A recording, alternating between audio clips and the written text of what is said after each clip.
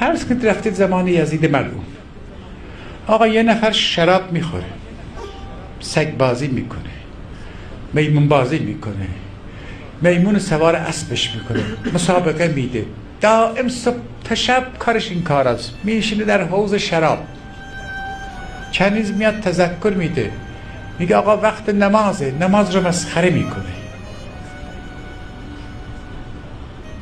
بعد خلوت گیر میاره، میگه لا خبر اونجا ابلا وحی نزل، نه پیغمبری بوده نه وحی آمده.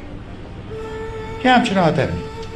شما ببینید، من خواهش میکنم شما رو به ابی عبدالله یک لحظه متمرکز بشید، برید زمان این زمان.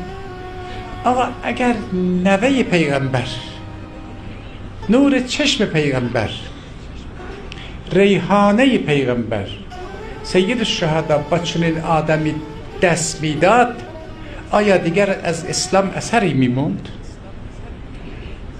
خودتون فکر کنید. ما نمیخوایم چیزی بگیم، اصلا نمیخواد اینقدر حرف بزنیم، کتاب بنویسیم. این امام حسین منی و انا من حسین، رو گردن پیغمبر، رو شانه پیغمبر بزرگ شده. مادرش فاطمه زهراست، پدرش شاه ولایت امیرالمؤمنین است، جدش آقای پیامبران است.